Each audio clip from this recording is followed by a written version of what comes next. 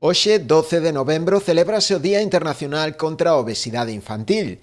Coincidindo con esa efeméride, xorde esta alianza a tres, Concello, Instituto e a empresa Big One, que xestiona a piscina municipal, xúntanse para loitar contra o sedentarismo e promover hábitos de vida saudables nos adolescentes.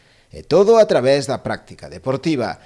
Trátase dunha experiencia piloto, dirixida a unha franxa de idade moi concreta, neste caso os 14 anos, con estudantes de terceiro da ESO. Nos nosos datos que vamos quitando ao largo do ano na piscina, pois detectamos que hai unha franxa de idade que desaparece, vale? ou que ten menos presencia na instalación. Entonces, xurde un poquinho esta idea de proxecto Móvete, e donde o Instituto xoga un papel fundamental na detección deste tipo de situacións de sedentarismo, e por iso nos xuntamos e intentamos desenvolver o proxecto, vale? Que a finalidade de detectar, vale, un poquinho os niveles de sedentarismo que hai aquí nos adolescentes en Rianxo. Tanto dende o Concello como tamén dende o propio Instituto da localidade destacaron a idoneidade do proxecto. Parécenos un proxecto ambicioso e interesante, e dende o primer momento xa establecimos un contacto directo con eles.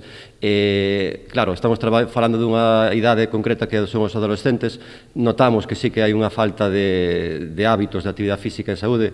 Hoxe en día a ONXA recomenda, pois, en edad adolescente, facer unha hora de actividade física diaria.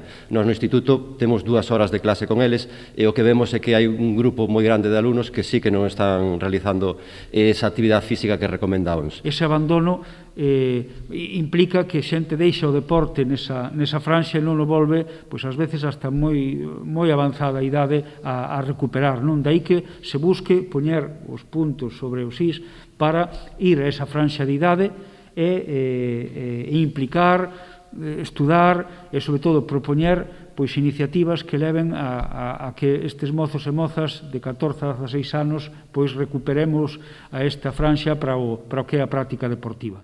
O programa, que arrancaba esta mañá, prolongarase ata marzo, con diferentes fases e sesións. Unha vez rematado e analizados todos os resultados obtidos, non se descarta poder ampliálo tamén a outras idades, incluso máis pequenos. Trátase dun pequeno chanzo, pero que pretende romper coas rutinas negativas, apostando pola actividade física para conseguir así vidas máis saudables.